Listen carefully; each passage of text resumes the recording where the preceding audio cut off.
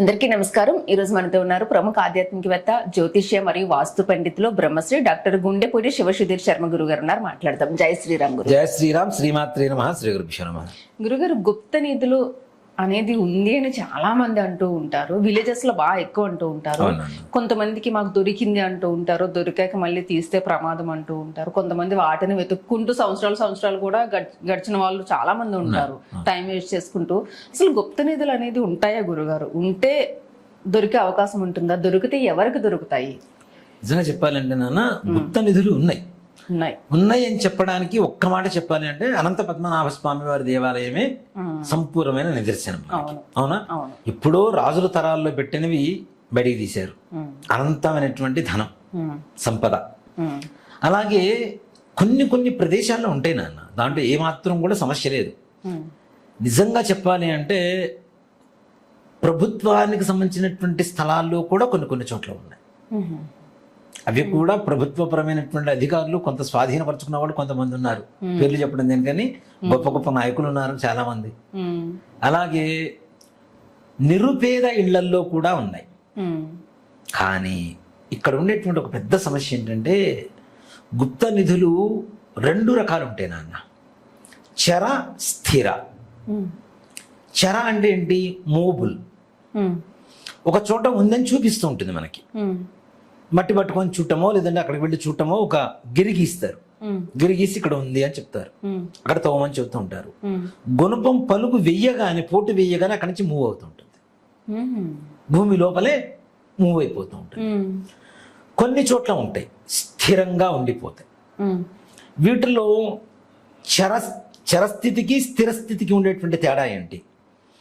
స్థిరంగా ఉండేటువంటి వాటిని మన పెద్దలు రాబోయేటువంటి భవిష్యత్ తరాల కోసం పూర్వకాలంలో ఈ బ్రిటిష్ వాళ్ళ భయంతో, దొంగల భయంతో దాచిపెట్టినటువంటివి. కొన్ని చోట్ల మంత్రశక్తితో దాచిపెట్టినటువంటివి కొన్ని ఉంటాయి. వాటి మీద ప్రేతాత్మల్ని ఆవాహన చేయవచ్చు, దేవతా ఆవాహనను చేయవచ్చు. ఇప్పుడు మనం అనంతపద్మనాభ స్వామి దేవాలయంలో నాగబంధం అని చెప్పుకుంటున్నాం చూడండి. నాగబంధనం అని పెట్టి చేయొచ్చు. భైరవ బంధనం కూడా చేయవచ్చు. భైరవుణ్ణి కూడా బంధనం చేయవచ్చు. ఇక్కడ నాగబంధనం అంటే సర్పాలతో అతి ఎక్కువగా తిరుగుతూ ఉంటే విషపూరితమైనటువంటి ఇవి. సినిమాలు వస్తాయి అంటే ఊరికినే రావు నాన్న. ఇలాంటి కథల్ని ఇలాంటి ద్వారా తీసుకునే కథల్ని రాస్తారు, ఎంత వాస్తవం కాబట్టి. మరి దీన్ని పూర్వకాలం నుంచి నా అనుభవంలో నేను చూసినటువంటి వాటిల్లో కొంతమంది కొన్ని దేవతా క్షేత్రాల్లో కూడా చేశారు. ఇప్పుడు మనకి పాడుబడ్డ దేవాలయాలు ఉంటాయి నాన్న. దేవాలయాల్లో శిథిలావస్థలో ఉండిపోతే శివలింగాలతో వేసి పక్కన పడేసి, విగ్రహాలతో వేసి పక్కన పడేసి, ఇలా కొన్ని చోట్లతో వేసి పక్కన పడేస్తారు. దేనికంటే ఇప్పుడంటే మనం నవరత్నాలు, పంచరోహాలు అంటే ఏదో 9 రకాల రత్నాలు కొద్దిగా తీసుకొచ్చి వేస్తున్నాం, బంగారం అంటే 1 గ్రామ్ వేస్తున్నాం. కానీ పూర్వకాలంలో విగ్రహాల కింద వాటి శక్తి రావడం కోసం పంచలోహాలు విపరీతమైనటువంటి స్థాయిలో పెట్టేవాళ్ళు. వజ్రాలు, వైఢూర్యాలు, నవరత్నాలు, పంచలోహాలు, ఇవన్నీ కూడాను అంటే పాషాణాలు, 64 రకాల ఇవి ఉంటాయి మొత్తం వస్తువులు, ధాతువులు అంటారు వాటిని. ఈ ధాతువుల్ని 64 రకాల ధాతువుల్ని మన కళలెన్ని 64 కళలు. 64 కళలు ఒక్కొక్క దాంట్లో ఒక్కొక్క రకమైనటువంటి కళ ఉంటుంది. ఈ విగ్రహానికి కళలు రావడం కోసం ఈ 64 వస్తువులు వేసేవాళ్ళు. అవి భారీగా వేసేవాళ్ళు పూర్వకాలంలో. దానివల్ల అవి తెలుసుకొని ఎక్కడైతే ఉన్నాయో పురాతనమైన దేవాలయాలు అవి తవ్వటం, పక్కన పెట్టడం, వాటి కింద ఉన్నటువంటి బంగారం దొంగతనం చేయటం, ఇట్లాంటివి కూడా జరిగినాయి. అలాంటివి మరి దేవుడు చేయలేడా అంటే అక్కడ దేవత ఆరాధన మొత్తం ఆగిపోయిన తర్వాత ఏం చేస్తారు దేవతలు? అవునా? ఆరాధన మొత్తం మూసేస్తారు. కొన్ని రోజులు గుళ్ళు మూసేసిన తర్వాత వీళ్ళు ఏం చేస్తారు? అట్లాంటి వాటిని టార్గెట్ చేసుకుంటారు. అలాగే కొన్ని కొండల్లో నిజంగా నాన్న, అంటే నా చిన్నప్పుడు మా గురువుగారు చెప్పిన ఒక మాట, నిజంగా ఆయన చెప్పిన మాట, ఆయనకి తెలిసినటువంటి కథ కూడా కాదు, నిజం. అంటే వీడు ప్రతి ఒక్కదానికి ఎగ్జాంపుల్ చెప్తాడని చెప్పి అనుకుంటారేమో, కానీ ఆయన నాతో వ్యాకరణం రమణయ్య శాస్త్రి గారని మా గురువు గారి పేరు. వారు నాతో చెప్పిన మాట ఏంటంటే, ఒరే ఆయన చిన్నప్పుడు ఒక బంగారం ఒక చోట నిధి ఉంది. 2 కొండల మధ్యలో రక్తం పారేలా చేస్తే నిధి దొరుకుతుందని చెప్పి శాసనంలో రాసిపెట్టి ఉంది. శాసనంలో రాసిపెట్టి ఉంది.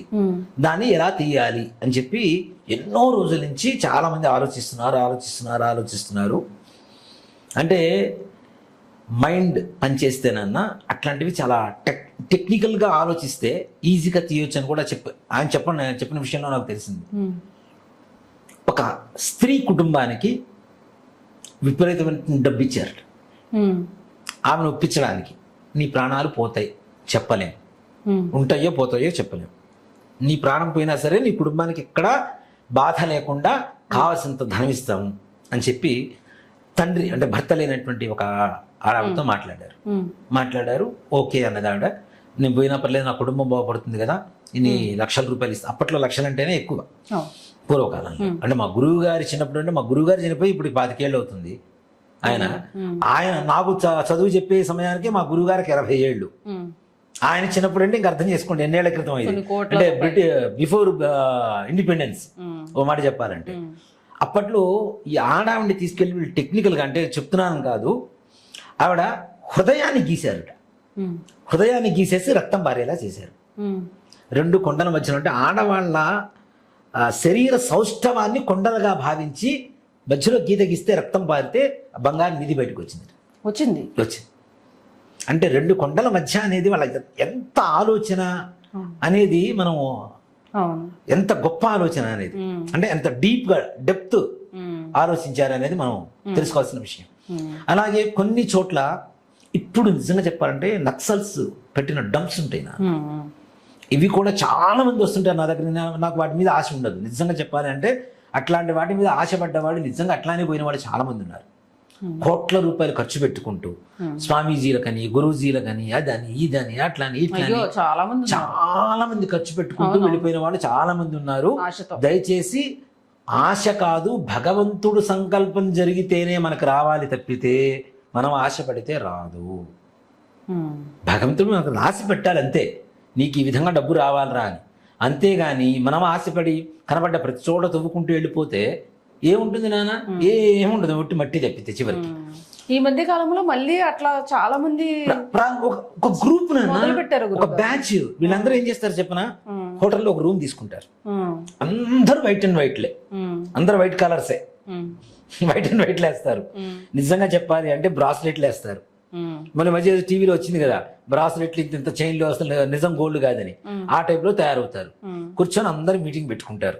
ఫలానా చోట ఉంది, నీ పర్సంటేజ్ ఇంత, నీ పర్సంటేజ్ ఇంత, గురుజీ పర్సంటేజ్ ఇంత, ఇంత ఇంత అని చెప్పి మాట్లాడుకుంటారు. కొన్ని చోట్ల బయటపడ్డ ఉన్నాయి పడి భాగాలు పంచుకోవటంలో పిలిపోరు పిట్ట తీర్చిందని చెప్పి పోలీసులు వచ్చి తీసుకుపోయినవి చాలా ఉన్నాయి. గొడవ పడుతుంటే తీసిన తర్వాత అదే అక్కడ ఉండేటువంటి మహత్యం. అదే డబ్బులో ఉండేటువంటి మాయ ఏంటంటే అది వీళ్ళకి చెందకూడదని చెప్పి రాసి పెట్టేసింది ఆల్రెడీ. తీశారు, కష్టపడి తీశారు, కానీ వీళ్ళకి రావట్లా, వేరే వాళ్ళు తీసుకుని వెళ్ళిపోతున్నారు. అట్లా నిజంగా చెప్పాలి అంటే గుంటూరులో నా కళ్ళ ఎదురుగా జరిగినటువంటి స్టోరీనే చెప్తా. నేను దేవాలయంలో పనిచేసేవాడిని. మాకు తెలిసిన ఒక పూజారి గారు పంచలోహాలతో తయారు చేసిన గడ్డపారు ఉంటుంది కదా, గడ్డపార తీసుకొచ్చి అమ్మవారి దగ్గర పెట్టించురా అని అన్నారు. అంటే ఇదేంటన్నాయా అంటే, కాదులే వేరే పని ఉంది నాకు, ఉంచు అని చెప్పారు. సరే అని చెప్పి నాకేం తెలుస్తుంది, అప్పుడు నేను చిన్నవాడిని, 14 ఏళ్ళు 15 ఏళ్ళు. సరే అని చెప్పి ఉంచిన తర్వాత ఒకరోజు ఒక ఇంట్లో హోమం అన్నారు. అందరినీ దాదాపు ఒక 45 మంది బ్రాహ్మణులు పిలిచారు, హోమాలు చేయించారు, బ్రాహ్మణి పెట్టారు. అదే రోజు సాయంత్రానికి వాళ్ళ అసిస్టెంట్ వచ్చి, అన్నయ్య ఒక రాడ్డు పెట్టేట్టుగా తీసుకురమ్మన్నారు అని అన్నాడు. తీసుకుని వెళ్ళారు. తీసుకుని వెళ్ళిన తర్వాత ఇక్కడ జరిగింది ఏంటంటే, ఇంటి యజమానికి 60 ఏళ్ళు ఉంటాయి. ఆయన భార్య చనిపోయింది. ఆయనకి 2 కొడుకులు. 2 కొడుకులకి 25 ఏళ్ళు, 26 ఏళ్ళు, 27 ఏళ్ళు అట్లా వయసు ఉంటుంది 2 కొడుకులకి. ఆయన ఏం చేశాడు అంటే, ఒక 25 ఏళ్ల అమ్మాయిని మరలా పెళ్లి చేసుకున్నాడు. 60 ఏళ్ళు ఆయన 25 ఏళ్ల అమ్మాయిని పెళ్లి చేసుకున్నాడు. ఆయనకు ఆస్తి ఉంది, బాగానే ఉంది, బాగా బిల్డింగ్లు అవి ఉన్నాయి, బాగానే ఉన్నాయి. పెళ్లి చేసుకున్నాడు. ఈ తీస్తున్న సంగతి, రాత్రికి తవ్వుతున్నారు అన్న సంగతి కొడుకులకి తెలిసింది. తవ్వితే ఏం చేస్తాడు, ఆస్తి బంగారం వస్తే పెళ్లి చేసుకున్న ఆవిడకి వస్తుంది, ఆవిడ కూడా ఒక భాగం పోతుంది. వీళ్ళు నిజంగా తెలివి తక్కువ వాళ్ళు కాబట్టి ఆవిడకు భాగం పోతే పోయింది, మిగిలిన భాగం వీళ్ళకి వస్తుందిగా. వీళ్ళు ఏం చేశారు, పోలీసులకి ఇన్ఫర్మేషన్ ఇచ్చారు. తవ్వి బయటికి తీసే టైంకి పోలీసులు వచ్చారు. నాన్న నిజంగా కావాలంటే చూసుకోండి. 99వ సంవత్సరంలో అక్టోబర్ మాసంలో 26వ తారీఖున గుంటూరు ఎడిషనల్ పేపర్ చూసుకుంటే బంగారు దిమ్మె, వెండి దిమ్మె, ఇంతెత్తు దిమ్మెలు పేపర్లలో వేశారు నాన్న అప్పట్లో. వాటి మీద కొన్ని శాసనాలు కూడా రాసున్నాయి, ఇవి ఫలానా దేవాలయానికి చెందినవి అని చెప్పి.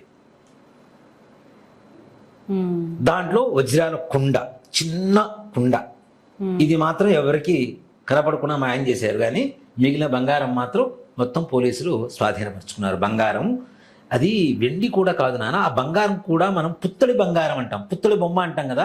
పుత్తడి అంటే ప్యూర్ మేలిమి బంగారం, ఇంకా ప్యూర్, దాంట్లో ఏ మాత్రం కూడా కల్తీ ఉండదు. అలాంటి బంగారం ఇప్పుడు మనం ఈ వెండి రంగులో ఉంటుంది, దాని ఏమంటానన్నా ప్లాటినం, ప్లాటినం అనమాట. ప్లాటినం దిమ్మ ఒకటి ఈ ఎత్తున్నాయి, ఇలా ఉన్నాయి ఒక్కోటి. అంటే ఎన్ని కేజీలు ఉంటుంది అప్పట్లోనే అంటే కదా. మరి ఇలాంటివి ఉన్నాయా అంటే ఉన్నాయనే చెప్పాలి యథార్థంగా. అవి వాళ్ళకి రాసి, ఇప్పుడు మరి వాళ్ళ సొంత ఇల్లు వాళ్ళే తవ్వారు, పోయి పోలీసులు చెత్తబడిపోయిందిగా, మొత్తం గవర్నమెంట్కి వెళ్ళిపోయింది, వీళ్ళకి రాసి పెట్టలేదుగా. సో ఇలాంటివి తప్పనిసరిగా ఉంటాయి. ఇలాగే అవేంటి తవ్విన చోటతో ఇక తప్పనిసరిగా దొరుకుతాయి, స్థిరంగా ఉండిపోతాయి కాబట్టి మనుషులు పెట్టినవి. కొంతమంది పూర్వీకులు మంత్రశక్తితో పెట్టినటువంటివి మాత్రం అక్కడి నుంచి మూవ్ అవుతూ ఉంటాయి. మనం ఒక దెబ్బ కొట్టగానే అక్కడి నుంచి మూవ్ అయ్యి వెళ్ళిపోతూ ఉంటాయి. అట్లా పుట్టల కింద ఉండేటువంటివి కొన్ని ఉంటాయి. అట్లా అని చెప్పి పుట్టలు తోవకుండా స్వామి మహాపాపం లేనిపోతుంది. పుట్టల కింద కొన్ని ఉంటాయి, కొన్ని కొండల దగ్గర ఉంటాయి.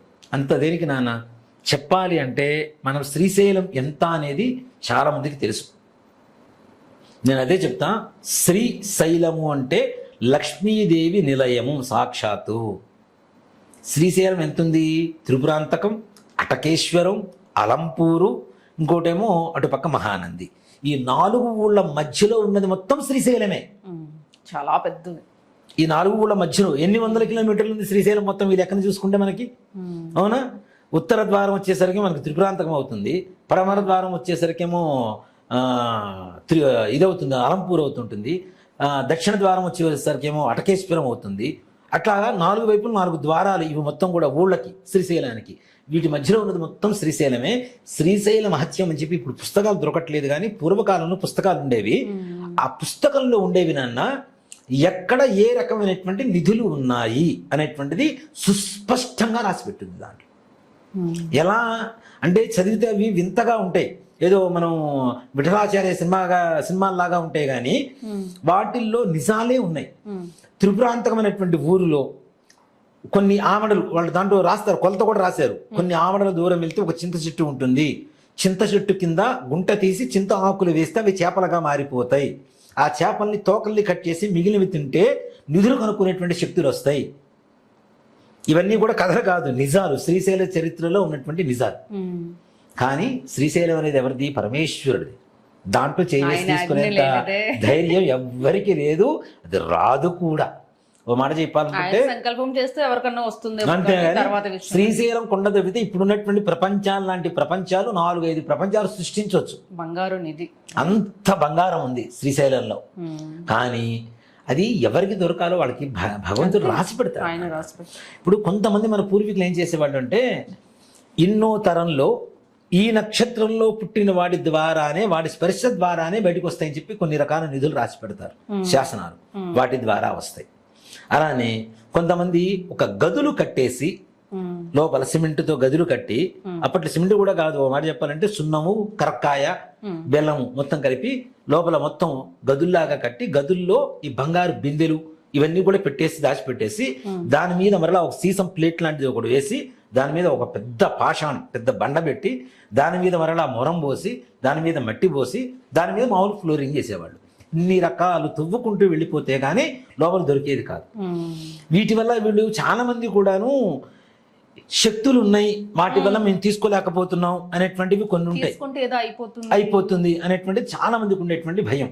ఇప్పుడు సైన్స్ బాగా డెవలప్ అయింది, కొన్ని కెమికల్స్ వచ్చినాయి. అంటే వీటికి ఆశపడి వీటి మీద తిరగమనిగా చెప్తోంది నేను, అంటే ఉన్న వాస్తవం చెప్తున్నా అంతే. అంతేగాని వీటి మీద ఆశపడి మాత్రం పొరపాటున తిరిగి జీవితాలు మాత్రం పొరపాటు నాశనం చేసుకోవద్దు. నా కళ్ళ ఎదురుగా కొన్ని వందల మంది జీవితాలు నాశనం అయిపోయి కోట్ల రూపాయలు పోగొట్టుకున్నారు. అందులోకి వెళితే మళ్ళీ బయటకు కూడా రాలేరు. ఆ ఆశ గ్యాస్ చావనివ్వదు వస్తే, నాన్న. అవును. ఆశ చావనివ్వదు, బ్రతుకు ముందుకు సాగదు. ఏముందు దొరికితే ఒకేసారి సెటిల్ అయిపోవచ్చు సెటిల్ కదా అయిపోతాం. అనే అయిపోయింది ఆలోచన. అయిపోయింది అయిపోయింది అయిపోయింది అయిపోయింది అనుకుంటూనే ఉంటారు ఎంతసేపటికి లైఫ్. అది అదృష్టం ఉంటే దొరకాలి తప్పితే, లేకపోతే మనం ఎంత కష్టపడితే అంతే కదా. ఉంటుంది నాన్న. అంతే కదా. కష్టపడ్డ సొమ్ము ఎక్కడికి పోదు నాన్న. అవును. ఏదైనా మనకి రాసి పెట్టి ఉంటే అది కూడా పోదు. అంతే కదా. తప్పనిసరిగా మన పూర్వీకులు మన కోసం దాచిపెట్టారు, తప్పనిసరిగా మనకు దొరకవలసిందే. అవును. అట్లానే ఈ లోపల పెట్టినప్పుడు ఏమవుతుందంటే గ్యాస్ ఫామ్ అవుతుంది. ఈ గ్యాస్ ఫామ్ అయిన తర్వాత ఒక్కసారిగా మనము లోపల సర్పాలు కూడా లోపల భూమి నుంచి లోపలికి రావడానికి అవకాశం ఉంటుంది. ఈ సర్పాలు ఇవన్నీ తిరుగుతున్నప్పుడు గ్యాస్ ఫామ్ అయినప్పుడు అది విషపూరితం అయిపోతుంది. ఒక్కసారికి బండ పగలగొట్టగానే ఏమవుతుంది, గ్యాస్ బయటకు వస్తుంది, పీల్చగానే మనుషులు చచ్చిపోతుంటారు. మొత్తం శరీరం మొత్తం పచ్చగా తయారైపోయి, మన పెసర్ల పాము అంటుంటారు చూడండి, ఆ టైప్ లో మొత్తం పచ్చగా తయారైపోయి మనుషులు చచ్చిపోతుంటారు ఆ గ్యాస్ పీల్చడం ద్వారా. దానివల్ల వాటికి కూడా కెమికల్స్ అవి చాలా వచ్చినాయి. కాకపోతే ఏంటంటే అదృష్టం ఉంటేనే దొరుకుతాయి, దాంట్లో ఏమాత్రం కూడా అనుమానం లేదు. ఎందుకంటే నా చిన్నప్పుడు ఒక చిన్న కథ వినేవాడిని నేను. దూరదర్శన్లో కథ వచ్చేది నాన్న మా చిన్నప్పుడు, నాకు బాగా గుర్తు. ఒక కొడుకు తండ్రి విపరీతమైనటువంటి ధనవంతుడు. కొడుకేమో విచ్చలవిడిగా ఖర్చు పెడుతూ ఉంటాడు, వ్యసనపరుడు. కొడుకుని బయటికి పంపిస్తాడు, నువ్వు కష్టపడి సంపాదిస్తే నేను ఇంట్లోకి రానిస్తాను, లేకపోతే రానివ్వను అంటాడు. సరే అని చెప్పి ఒక రోజు కొడుకు బయటికి వెళ్ళి 100 రూపాయల నోటు తీసుకొని వస్తాడు. తండ్రి చించేస్తాడు, కొడుకు ఏం మాట్లాడు. ఒక రోజు 10 రూపాయల నోటు తీసుకొని వస్తాడు, తండ్రి కాల్ చేస్తాడు, ఏం మాట్లాడు. ఒక రోజు 2 రూపాయల నోటు తీసుకొని వస్తాడు, తండ్రి చించబోతుంటే కొడుకు కసక్కం లాక్కుంటాడు. ఎందుకు లాక్కున్నావు అంటాడు. ఇది నాకు కష్టపడ్డ సొమ్ము అంటాడు. అప్పుడు తెలుస్తుంది కదా విలువ. వాడు 100 రూపాయలు కష్టపడి సంపాదించలేదు, 10 రూపాయలు కష్టపడి సంపాదించలేదు, 2 రూపాయలు కష్టపడ్డాడు కాబట్టి దాని విలువ వాడికి తెలిసింది కదా. కష్టపడ్డ సొమ్ము ఎప్పటికీ నాశనం అవ్వదు, ఎక్కడికి ఎవరు మన దగ్గర నుంచి దొంగిలించలేరు. మనది కానిది మనం కావాలని చెప్పి కోరుకున్నామా అది దురాశ దుఃఖానికి చేటే. కాబట్టి దయచేసి ఇట్లాంటి వాటికి అతిగా ప్రయత్నించేసి ఎక్కువ ఖర్చులు పెట్టేసుకొని నమ్మేసి దగాకోరులు ఈ విషయంలో చాలా మంది ఉన్నారు. ఒక జిల్లా పేరు చెప్పడం దేనికి కానీ ఒక జిల్లాలో మొత్తం వీళ్ళే ఉన్నారు నాన్న. ఒక జాతికి సంబంధించినటువంటి వాళ్ళు మొత్తం ఇట్లానే ఉంటారు. కరీంనగర్ వేములవాడ దగ్గర ఒకళ్ళ ఇంట్లో, అది కూడా నాకు తెలిసిన స్టోరీనే, ఇంటికి కూడా తీసుకెళ్లారు నన్ను. అది మొత్తం 9 తర్వాత చూపించారు నాకు అది ఇల్లు. తీసుకెళ్లారు. ఏంటమ్మా అన్న, దీంట్లో మాకు రత్నాలు అవి దొరికినాయండి అని అన్నారు. అంటే రత్నాలు దొరికితే మరి తీసుకున్న ఆయన ఎంత తీసుకున్నాడు, తీసిన ఆయన ఎంత తీసుకున్నాడు, ఎవరు తీశారు అని అన్న. అంటే ఒక ఫలానా జిల్లా ఆ వ్యక్తి వచ్చాడు, జిల్లాలోంచి ఆ వ్యక్తి వచ్చి దీంట్లో మాకు పాపిష్టి సొమ్ము, ఇది మాకు చెందదు, మేము తినలేము అని చెప్పేసి మాకు ఒక 5 లక్షలు ఇస్తే చాలని చెప్పాను అన్నాడు. 5 లక్షలు ఆయనకి ఇచ్చేసాము, మాకు లోపల దొరికిన మొత్తం మాకు ఇచ్చేసి వెళ్ళిపోయాడు. ఇవి మొత్తం స్టోన్స్ దొరికినాయి అని చెప్పి నాకు నా దగ్గరికి తీసుకొచ్చి చూపించారు. ఆ స్టోన్స్ టెస్ట్ చేసిన డబ్బులు వేస్ట్ తప్పితే ఒక్క స్టోన్ ఒరిజినల్ గా అని చార్మినార్ దగ్గర కుప్పలు పోసి అమ్ముతుంటారు కదా రాళ్ళు, రంగురాళ్ళు. అది ఎంత మోసం చేశాడు చూడండి. వీళ్ళు ఎక్కువ ఉంటారు, ఎక్కువ మంది ఉన్నారు వీళ్ళు. ఒక జిల్లా మొత్తం ఏమన్నా అనిపించినా చాలా జెన్యూన్ వాళ్ళ దగ్గరికి వెళ్ళి చేస్తే ప్లాన్ చేసుకుంటే. ఇక్కడ ఇప్పుడు కూడా చెప్తానన్నా, చూసేవాడు తీయడు, తీసేవాడు చూడడు. గుర్తుపెట్టుకోండి, చూసేవాడు తీయడు. అక్కడ ఉందా లేదా అని చెప్పగలిగిన వాడు తీయలేడు, తీయగలిగిన వాడు చూసి చెప్పలేడు. మరి ఎలా తెలుస్తుంది గురువు? అంతే. ఒకటి తీసేవాడు ఉన్నాడు, ఒకటి చూసేవాడు ఉండాలి. ఉంటేనే వాళ్ళిద్దరు కాంబినేషన్ లో మాత్రమే జరుగుతుంది. కానీ ఒకే గురువు గారు వచ్చి కళ్ళు మూసుకొని అక్కడ ఉంది తోమండి తీయండి అంటే రావు. పిచ్చి మాట. మిమ్మల్ని మోసం చేయడానికి, వాళ్ళ పాపం గడుపుకోవడానికి తప్పితే వాడికి కారు పెట్టాలి, కేరళ నుంచి పిలిపిస్తున్నా ఉంటారు, తమిళనాడు నుంచి పిలిపిస్తున్నా ఉంటారు, కోయంబత్తూరు నుంచి పిలిపిస్తున్నా ఉంటారు. వాడికి కారు పెట్టాలి, ఫ్లైట్ వేయాలి, వాడికి హోటల్ పెట్టాలి, వాడికి 5 స్టార్ హోటల్ ఉండాలి. మామూలు హోటల్లో ఉండడు మళ్ళీ వాడికి భోజనాలు, కాఫీలు, టిఫిన్లు, టీలు, వాడు తాగడానికి మందు, తినడానికి చికెన్లు, మటన్లు అన్నీ పెట్టి పోషించి హాయిగా రాజులాగా దర్జాగా అనుభవించేసి ఇప్పుడు రాదు తర్వాత వస్తుందంటాడు, వెళ్ళిపోతాడు. ఇట్లాంటి మోసగాళ్ళు చాలా మంది ఉన్నారు. దయచేసి నమ్మకండి. అట్లానే ఇంకోటి కూడా చెప్పాలనుకుంటున్నా నేను, ఆర్పి అని చెప్పి ఒక భ్రమలో చాలా మంది తిరుగుతున్నారు నాన్న. ఆర్పి రైస్ పుల్లర్ అనేటువంటిది అది ఉన్నాయో లేదో తెలియదు కానీ చాలా మంది టైం వేస్ట్ చేస్తున్నారు నాన్న. నిజంగా నా దగ్గరికి కొన్ని తీసుకొచ్చారు నాన్న. ఇవన్నీ నేను చెప్తున్నా కదా, నేను తీసుకొస్తే తోసి పక్కన పడేస్తా. ట్రాష్ ఇవన్నీ, వీటి వల్ల అసలు ఏవి కావు. ఒకటి చెప్తానన్నా, అలా అయిపోతే ఇంక ఇవన్నీ దేనికి? సింపుల్ ఒక మాట చెప్తానన్నా, ఒక ఆర్పి ఎంత అవుతుంది అని ఎవరన్నా అడిగితే కనీసం 1000 కోట్లు అని చెప్తున్నారు. 1000 కోట్లు బిజినెస్ చేయొచ్చు అని చెప్తున్నారు. 1000 కోట్ల రూపాయల బిజినెస్ ని నీ దాకా తీసుకురావాల్సినంత దౌర్భాగ్యం వాళ్ళకి ఏం పట్టింది చెప్పండి? చిన్న లాజిక్. మనం ఎంత, మనకున్నది ఎంత, మనకున్న కెపాసిటీ ఎంత? అవునా? 1000 కోట్ల రూపాయల బిజినెస్ నీ దాకా వస్తుందా? నువ్వు చేయగలుగుతావా? 1000 కోట్లు ఎన్ని సున్నాలు ఉంటే నువ్వు టక్కని చెప్పగలుగుతావా? పోనీ అట్లాంటిది నీ దాకా వస్తుందంటే నువ్వు మోసపోతున్నావు అనే అర్థం దానికి. అవునా?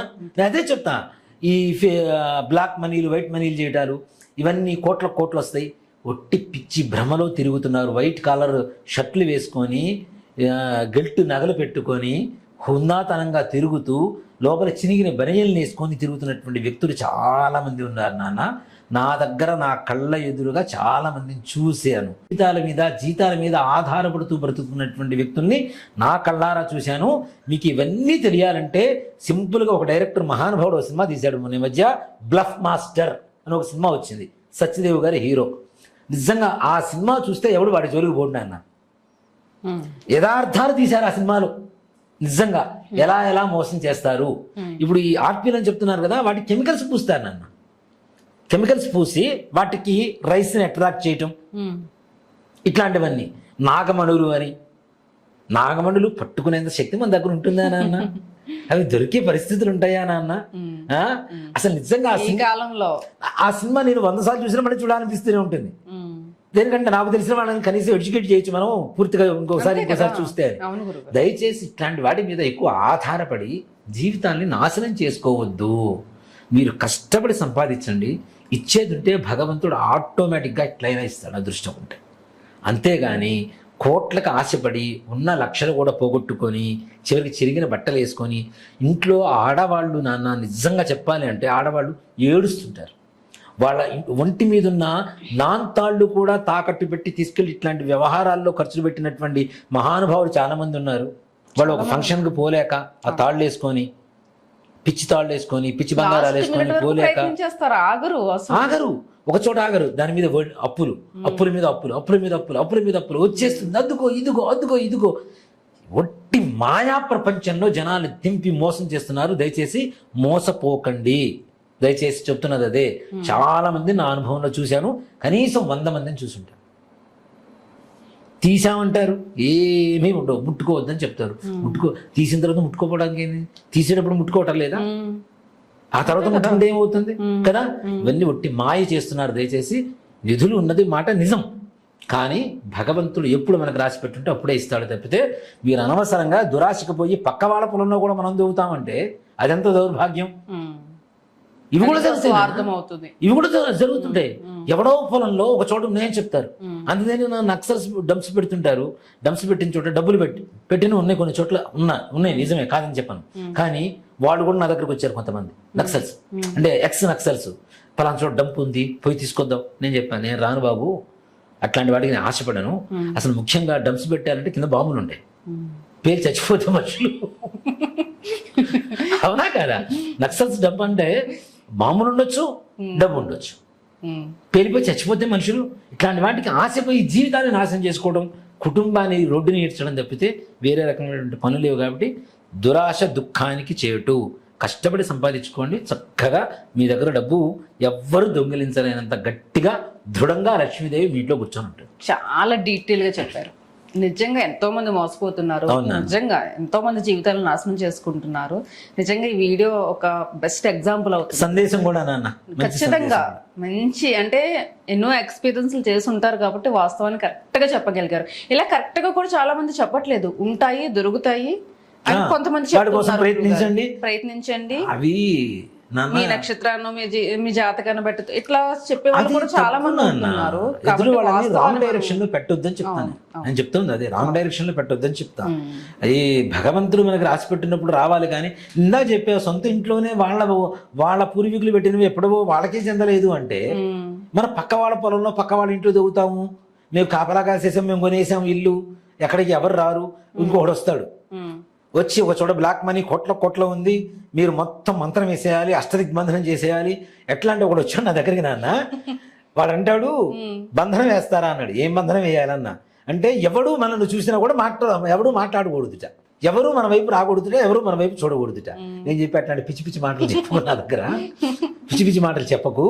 నిమ్మకాయలు గాల్లో లేపటాలు ఇవన్నీ వట్టి మాయలు తప్పితే, నిమ్మకాయ లేపితే చాలు డబ్బులు వస్తాయి అంటాడు ఒకడు, ఇంకొకడేమో బారిష్ కురిపిస్తానంటాడు. దేనికి నాన్న మొన్న మధ్య ఒక చరిత్ర ఒకటి బయటపడింది మహారాష్ట్రలో.